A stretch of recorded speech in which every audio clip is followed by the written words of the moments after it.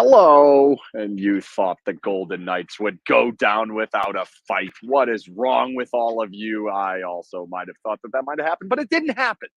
Didn't happen. It didn't happen at all. In fact, the Golden Knights came out and played without question their best game of the series. They were fantastic through the neutral zone. They made an adjustment that got themselves some more speed.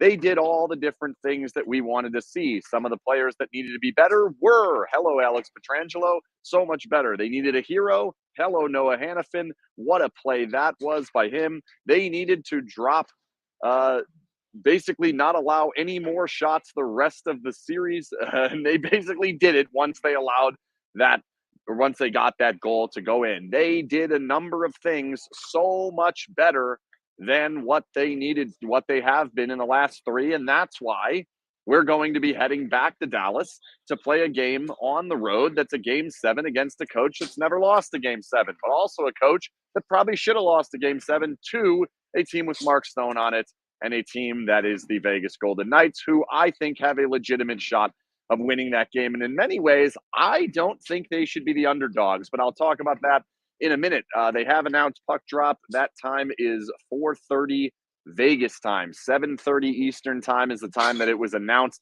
It is 4:30 Vegas time. And yes, not low-key fan of Angels and Airwaves, massive fan of Angels and Airwaves, have been basically since they've been a band, my favorite band of all time. But that's a different story. Back to hockey. The key in this game for me coming in was, how do you generate more at 5-on-5? How do you find a way to get them out of this dominant performance that they had been putting on throughout the middle of the ice? They were very good at slowing the Golden Knights down through the neutral zone. They were very good at forcing the Golden Knights to not spend a lot of time in the offensive zone. They were swarming. They were exiting well.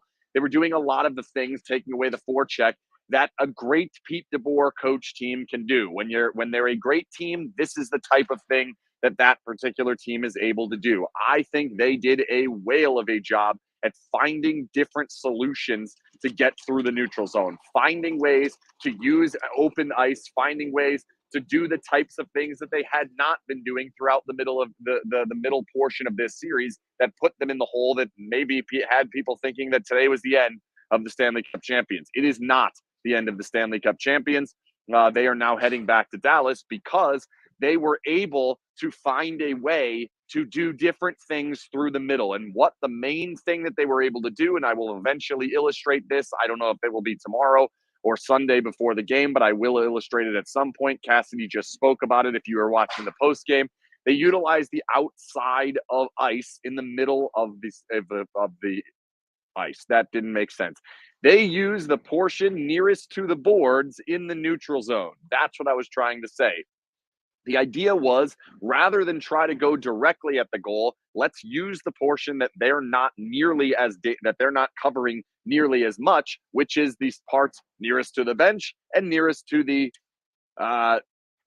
penalty boxes. That is what needs to happen. That is what they needed to do. I personally will admit, I did not see that as an opening. I really did not believe that was something that they were going to be able to do, but they did it. And what it did was it opened the game up with speed. And what it in many ways did was it took away a lot of what Dallas was doing successfully in those 3 games that they were able to beat Vegas. Vegas was doing a great job in this particular game of coming at the Stars in waves, finding ways to get chance after chance after chance, even if they involved Dallas getting the puck out. I didn't think Dallas was terrible at getting the puck out in this game. Vegas's forecheck was not nearly as aggressive and powerful as I would have expected it needs to be for them to actually get this particular win. But what they were able to do is they were able to generate speed through the middle of the ice. And for the first time, arguably in all 6 games that have been played now, Vegas looked like the faster team. Vegas looked like the team that was putting the opposition on their heels as opposed to the opposite. They were doing a very, very good job of making sure that they were the ones without the good gaps, Dallas, that Vegas was the ones that could keep their defense up. And voila, what do you notice? Alex Pietrangelo has arguably his best game of the series. Noah Hannafin comes through with a big-time goal. Shea Theodore has probably his best game of the series. A lot of what the Golden Knights had become and have been the best at was able to kind of shine through because of the fact that they were playing with a lot more speed by taking advantage of that portion of the ice. The question becomes now, what does it look like in game 7 on the road where you don't have the matchups as well and where it's going to be a very hostile environment against you? It's going to be interesting to see, are they going to be able to get that speed? Because if you look back to where did this game end up, where were we deep into this game, it's not like that all of a sudden open the game up to a point in which the Golden Knights are winning 5, 6, 7 to nothing. It's not like they have just put themselves in a position that they are the absolute dominant force in this particular series. There's still a lot of work to be done, and there's still a lot of defending that wasn't great in this particular game. There were definitely opportunities, a lot of which were self-inflicted, that Dallas was unable to finish. If the Mark Stone turnover directly in front of the goal that goes right to Jamie Benn, he passes it and Stankoven misses a wide open net, goes in the goal, that's a problem. If the breakaway Dodonov gets goes in the goal, that's a problem. If the one coming out of the bench, that's a problem. So all of that has to be figured out and has to be dealt with moving forward, because in this particular game, as much as we like the more open game and we like the ability for Vegas to generate more at 5-on-5, it took a heroic goaltending performance to keep the Golden Knights alive. So it is going to be difficult for them to continue making that happen. They were able to do it in this game. It's going to be harder going up there in game 7, where now Dallas' season is on the line, where only tonight Vegas' season was on the line. That being said, shout out to the Golden Knights for the first time in franchise history, as you guys reminded me in the last Periscope, winning a game where they were up for elimination and the other team was not. First time they have ever done that. First time they have ever beaten a team and extended the series back to another game when it was not game 7 without winning the series. So it's great to see that fire has not gone away, to see kind of the confidence that started to grow as that game went on. I didn't think it really went away even after a great first period where they were unable to finish any of those chances. So that's really good to see that going that way. Shout out also to the Jimmerson Law Firm for sponsoring all SinBin Periscopes this season, and this is not going to be the last one for the season. They are Las Vegas's preeminent law firm specializing in high-stakes business, civil, and family litigation when winning matters. Seek out the Jimmerson Law Firm. And, of course, my flight is booked. So I'm heading to Dallas to get some more barbecue and watch a Game 7, which is awesome because of Vegas Night and Day Heating and Cooling. But I'll tell you more when I get there, because they're the travel sponsor and I'm still in Vegas. But I'm going sometime in the morning. I forget what time the flight is exactly, but I'm not going to get a lot of sleep. Again, that's all right. We're going back to Dallas. Game 7, nothing better in sports than a good old Game 7. Wish this was for the Western Conference Final, as it probably should be, because these two teams are really friggin' good, but it's for the first round, and then it buys you a ticket to Denver, which isn't all that much easier, but we'll cross that road when we get there. The biggest thing in this game, as I've highlighted over the course of the last, whatever it's been, 48 hours, I don't know if it might have even been more than that, I don't know. I've written multiple articles about it. I've said all these different things. The biggest thing about this was getting better players to play better. They needed their best players to play at their best. And what's great about this particular game is I didn't think this was the best Eichel's been in this series. So to see you get a better performance out of Pietrangelo, you get a better performance out of Theodore. I thought you got more out of Stone a little bit. Obviously, the empty net goal is nice. You got a little bit more out of Hurdle, I thought. Barbashev, way better in this particular game. Kolazar rings one off the post. He was pretty good getting himself back into the lineup. Obviously, Hannafin's been pretty good all series. McNabb continues to be very good. I did that underperforming, overperforming, whatever you want to call it, meeting expectations. I thought a lot of guys did take that step forward. That's what was necessary. You had to get that step forward from a lot of different players, and they got it. They were able to get it. Now, it did not turn into some dominant force that all of a sudden it's like, well, they're definitely going to win Game 7. So let's talk a little bit about Game 7 and what we can learn from Game 6 to present it to Game 7. What's great about this particular game is you saw the depth actually win out for Vegas, probably for the first time since maybe Game 1, where The fourth line was able to utilize their strengths because they were constantly being handed good situations to start their shifts. That's the difference in this game to me that I thought we did not have in the last couple of games. And that is the number of times that the next shift was handed off to the next line in a great position was a lot. There was a ton of dump and change from Dallas, especially towards the back end of the first period. What we saw a lot of was you're getting them on their heels, and now when they finally are able to get it out, they have to throw the puck down and change. That is how you utilize a team that has a bunch of depth. There is still a bit of concern in my corner of the fact that I don't know that Mark Stone is generating the offense that we normally get out of him. I don't think Hurdle is necessarily helping that top line to the level we normally get out of him.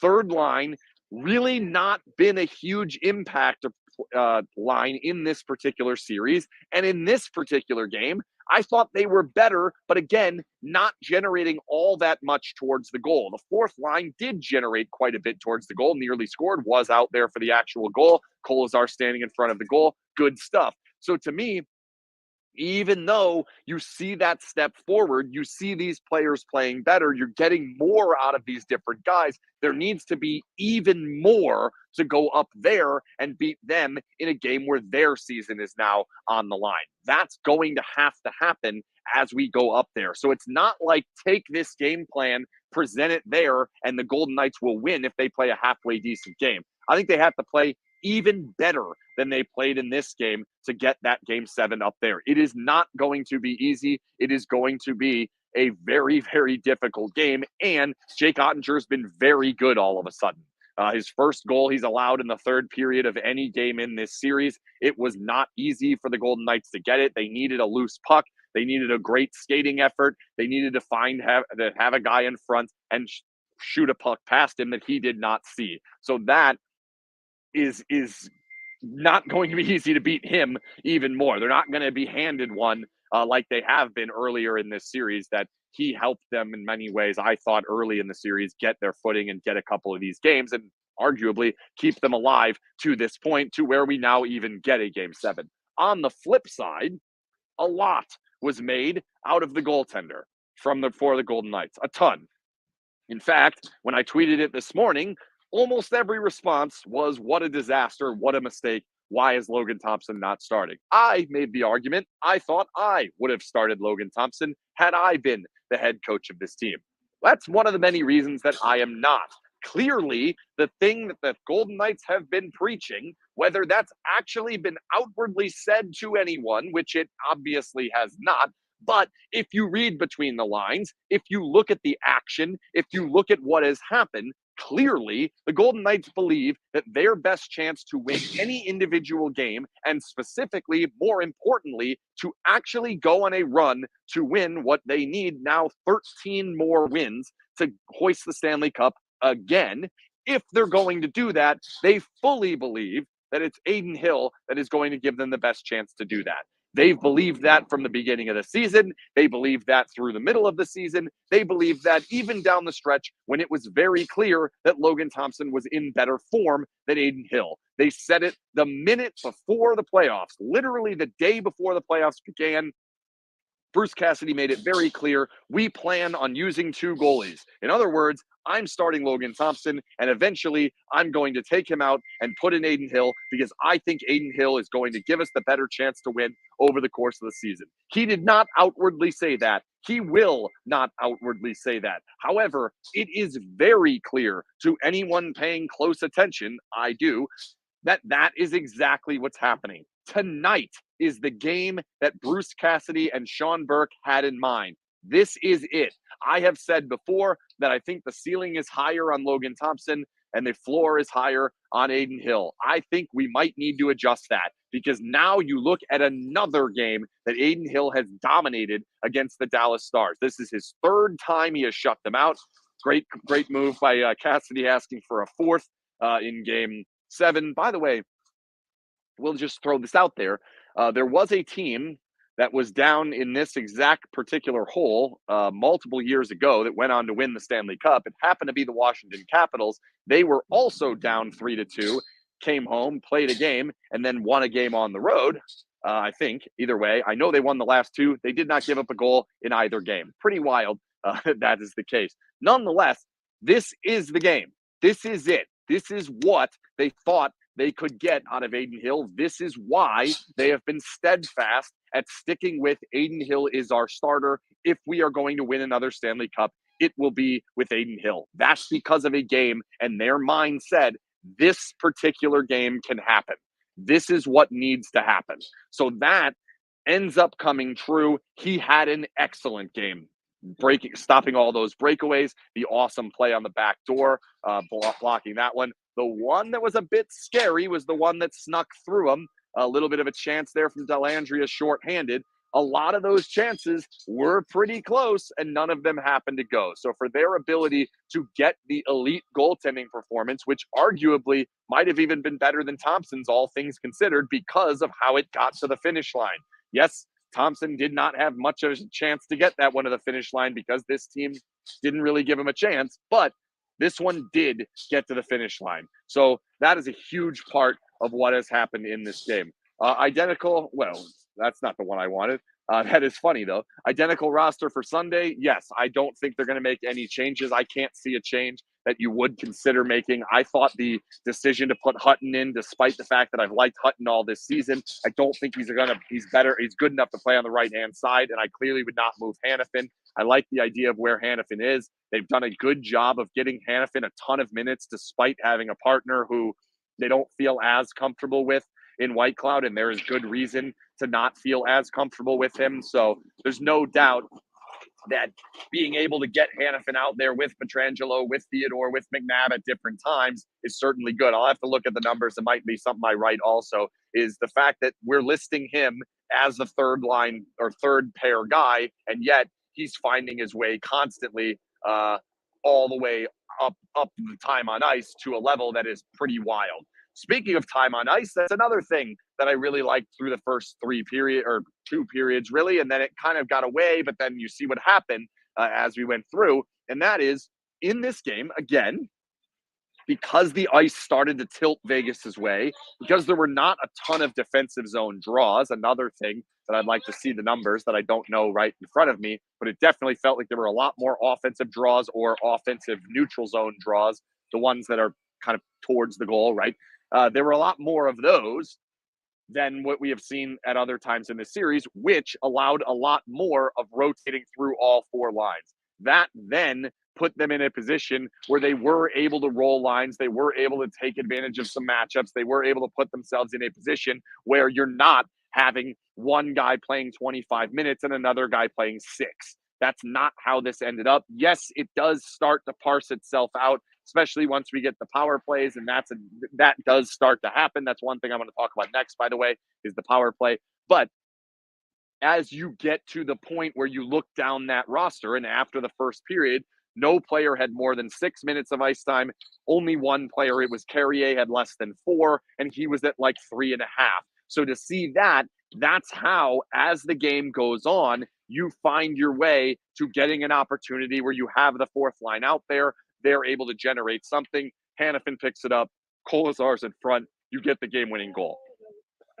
That's what needs to happen. That is important, that with the roster as currently constructed, without getting an elite performance night in and night out on a Mark Stone, without getting an elite performance night in and night out of Tomas Hertl, without getting an elite performance out of William Karlsson every single time, you're going to need to utilize everybody and have everybody at least have situations where they are able to hand it off in a better position than they started. We saw a ton of that in this particular game. Now, let's talk about the power play. But first, again, I'll tell you that this Periscope and all Periscopes are brought to you by the Jimmerson Law Firm. When winning matters, seek out the Jimmerson Law Firm. The power play, to me, is heading in the wrong direction, unfortunately. It was very good to start the series. It has not been terrible. It's not like it turned into something we've seen before where the Golden Knights power play is complete garbage. It's not that, but it is heading in the wrong direction. And part of the reason that I believe it's heading in the wrong direction is because it has become basically a one-option power play. It is very clear what the Golden Knights are trying to get. They want the puck in the high slot to Hanifin, and then they want both Hurdle and Stone in between the puck and the goalie. Yes, they have gotten that, but as we've moved forward, we've seen more and more and more bodies in the middle of the ice defending that. So to me, now there has to be a shooting option on both sides that do not allow them to collapse as much. I don't think Chandler Stevenson needs to be playing on that right hand side anymore. It might be the left, however you want to decide. It's the right when we're looking at the goalie. It's the left if you are the goalie. That side to me has to be Jonathan Marchessault. I just think that the way the power play is operating at the moment, there has to be 90 seconds of Jonathan Marchessault and not 30. I don't think Stevenson has been bad in that spot. I understand what Stevenson's key trait is, and it can be very good. And he has made a number of very good passes out of that spot. I'm not saying Chandler Stevenson is the problem with the power play. He's not. But to offer that extra option to allow that situation where you can now hand the puck off with all of them backed off and allow Jonathan Marchessault to get downhill, a lot of what we saw in the Edmonton series, if you go back to that in round 2 last year, if you can get that look, he's going to find ways to get dangerous chances and put pucks on net and eventually create these opportunities where now you have Stone and Hurdle directly in front of the goal. They don't have to skate all that much, so they're going to be dangerous right there trying to make that play. I think that's an adjustment that has to be made going into Game 7. It's basically the only one I see with the lineup that I want to happen, so that is something that I would like to see. We will see if we get that whenever we get a practice. I'm assuming they won't practice tomorrow, and then we'll get the morning skate on Sunday. It is an early game. It's not too bad there. 6:30 there. Yeah, 6:30 there, 4:30 in Vegas. So I do think they'll do a morning skate. I would assume the forward lines will remain the same. I can still make an argument you might want to find a different place for Hurdle. I don't know who goes there in that spot. Maybe it would be Howden. I guess maybe you can consider flipping Amadio to the other side. I probably wouldn't do that either. So I guess it would have to be Howden. I don't necessarily know where Hurdle goes from there. But to me, Barbashev finding his place a little bit with Stevenson and Stone. I like the speed options with Stone. Got to have 2 of them probably at this point. I think that's probably the best option. So I didn't think the lineup was perfect. I don't think that after seeing the game, the lineup looks perfect, even on defense. I don't know that White Cloud is kind of the best fit. Pietrangelo was better, but I thought it was a little bit of a worse game for Martinez. So that's the part where we have to kind of look at it and say, is it worthwhile to make these tweaks? Game 7 prediction is what everybody's asking for me here, and then we'll get out of here because I got a flight in the morning. I mean, I said it before the series. I picked Vegas in 7. I do believe I got way more confident after Game 2, and then I lost a bunch of faith after Game 5. So I guess I'm doing a little flippy-floppy here. But in the end, I guess we'll land back right where we started. Game Golden Knights in 7, and Mark Stone will score an overtime goal. That's kind of just how I saw it going at the beginning. I thought it would be a little more back and forth series as opposed to one team has control, other team takes control, other team wrestles it back. Now we are at a stalemate. We will see. What's your number one key to victory for the Knights on Sunday? I think it's continuing to find ways to tilt the ice the other way. It's weird because last year we weren't all that worried about extended zone time outside of one series, and that was Edmonton. And that was a team that if you allow in your own zone for a long period of time, they will pick you apart with seam passes. They will pick you apart with all their deadly options. That's not Dallas. The difference here now is that if Vegas does not have that extended zone time, and in many ways, probably they need to do it, it seems, by utilizing forced entries and like carried in entries, under control entries. I'm running out of words of how to say that because forced is probably not the right word. My point is, if they can carry the puck into the zone, that's going to give them more opportunities. I don't know that forechecking this team is necessarily the answer. So the neutral zone play is probably going to be the key. They've got to find a way to continue keeping that neutral zone tilted down ice as opposed to a stalemate. I think if it's a stalemate, it might end up going back the other way. they'll spend more time in the Vegas zone based solely on the systems that each team plays. Again, today, puck recoveries were better, a step in the right direction, but not to the level where it was dominant. Where the Golden Knights were dominant in this game, a place they have not been dominant throughout the entire series, was getting through the neutral zone with the puck, getting through the neutral zone with multiple players skating quickly. That's something that has to continue in the next series. Otherwise, if the neutral zone goes back to a stalemate, or in the event that the other team starts to dominate the neutral zone as they did in a few of the games in the middle, then we end up with a situation where maybe there's not a lot of zone time, and all of a sudden, now the group of lines that you're starting to feel better about, you start to lose faith in a little bit because there's really not a single line that I think can just do it out of nowhere outside of potentially Eichel, and we haven't seen that when Hurdle's been on the line. So if Hurdle's going to remain there, I think it's going to be tricky to just get that instant offense out of them. The way they get the goal is tilting the ice, finding ways to get those opportunities, and then utilizing the next shift after, handing it off to the next team, handing it off to the next line, coming down at them and getting another chance and putting them under pressure. I think that's probably the way to do it. There has not been word on Hague, and there probably will not be word on Hague until the Golden Knights win or lose Game 7. As of right now, he has not skated. If he were to begin skating tomorrow, it's highly unlikely that they're going to be ready to put him back in. They also don't necessarily need a lefty because Martinez has been in the lineup, and I don't know that he's been bad enough to need to be taken out. And Petrangelo's best game came with Martinez with him, so there's certainly an argument to leave it there. I don't think Nick Hague is going to be healthy enough to play, but even if he were, I'm not sure we would be in that situation. Once that Game 7 is over, then we will be able to get the Nick Hague update. Is he going to be available for the next round should the Golden Knights make it to that next round? That's all I got for tonight. Thanks again to the Jimmerson Law Firm for sponsoring all Periscopes. I will be on the flight tomorrow in the morning, so we will not be doing anything in the morning. I would imagine an article that I write will probably come later in the afternoon once I get there. We'll have to see what happens there. And then we'll try and we might do something on Sunday morning. I don't know, but more than likely it'll be after Game 7 is the next time you hear from me in this setting. So we will go from there. That's it. Golden Knights are going back to Dallas for Game 7. It's a 7-game series. I predicted the Golden Knights win in 7 with a Mark Stone overtime goal before the series. Hopefully that is exactly what happens. I will see you in Dallas. Good night.